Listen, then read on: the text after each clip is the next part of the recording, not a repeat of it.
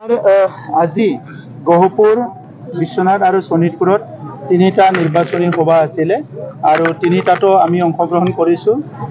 মই আৰু আমাৰ ৰাজ্যসভাৰ সাংসদ ৰবীন্দ্ৰ নাথচাৰী ডাঙৰীয়া, EM ডক্টৰ নীলোৎ স্বৰ্গীয়াৰী ডাঙৰীয়া, আমি সকলো অংশগ্ৰহণ কৰিছোঁ আৰু বহুত দিনৰ এটা সপোন বাস্তৱত ৰূপায়ণ হৈছে।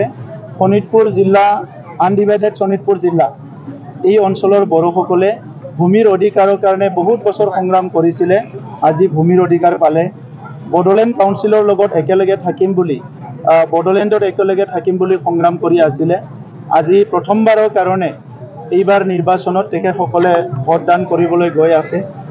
তেখেতসকলে বহুতখিনি আনন্দিত হৈছে, মই দেখিবলৈ পাইছোঁ। আৰু এইটো এনে হোৱা নাই, এইখিনি পৰ্যায় পাবৰ কাৰণে বহুত শ্বহীদ হ'ব লগা হ'ল, বহুত আৰ্মি পুলিচৰ হাৰাশাস্তি আগৰ সময়ত আপোনালোকে জানে।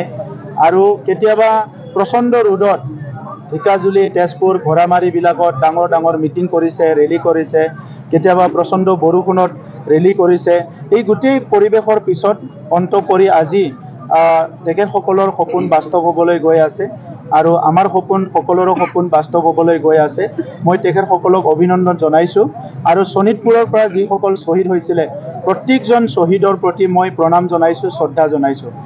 আজিৰ সময়ত আমাৰ চবৰে অনুভৱ হৈছে দেশৰ চৰকাৰ মাটি নাপায়, তেখেতসকলে এই গাঁওবিলাক অন্তৰ্ভুক্তি নহয়, এইবিলাক শ্লোগান দি আছিলে। আজিতো ইলেকশ্যনেই হ'বলৈ গৈ আছে, গতিকে এই কথাটো আপোনালোকে ক'ব লাগিব। মই ক'লেতো আৰু ৰাজনীতিকভাৱে বিৰোধিতা কৰিব বা ক্ৰিটিচাইজ কৰিব কোৱা বুলি ক'ব।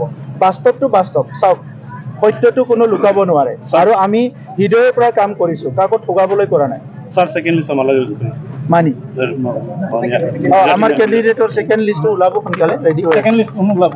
আৰু এটা কথা আগ্ৰহ মহিলাই কৈছিলে যে দিল্লী দিছপুৰৰ কাম নাই, তেওঁ যদি বিডিআৰ চিফ হয় তেওঁ নিজে চব কাম কৰিব পাৰিব। এই সন্দৰ্ভত কি ক'ব? এইটো অহংকাৰী মনোভাৱৰ কাৰণে 17 বছৰত শান্তি আনিব পৰা নাছিলে। এইটো অহংকাৰী মনোভাৱৰ কাৰণে যেতিয়া ভাতৃঘাতী সংঘৰ্ষ হ'ল, এই মানে যিটো আমাৰ গোষ্ঠীগত সংঘৰ্ষ হ'ল, তেখেতে একো কৰিব পৰা নাছিলে আৰু ইয়াৰ কাৰণে শিক্ষা দীক্ষা সামাজিক পৰিস্থিতিবিলাক বিনষ্ট হৈ গৈছিলে। গতিকে আপুনি সমাজক সেৱা কৰক, নেতা হওক, মোৰ ক'ব লগা নাই, কিন্তু কিছুমান কথা এটা হ'ল তুলুঙা মন্তব্য কৰিব নালাগে আৰু অহংকাৰী হ'ব নালাগে। দূৰদৰ্শী নেতা থাকে তেতিয়া বহুত সমস্যা সমাধান হ'ব পাৰে। এই অঞ্চলৰ ৰাইজ কেতিয়াবা পাৰ্লিয়ামেণ্টত ভোট দিছে, কেতিয়াবা এছেম্বলিত ভোট দিছে, কিন্তু পঞ্চায়তত বহুতে ভোট দিবলৈ পৰা নাছিলে আৰু পঞ্চায়তত ভোট দিব নোৱাৰাৰ কাৰণে এই অঞ্চলত গ্ৰাম্য উন্নয়নৰ যিটো ফাণ্ডবিলাক এই অঞ্চললৈকে অহা নাছিলে।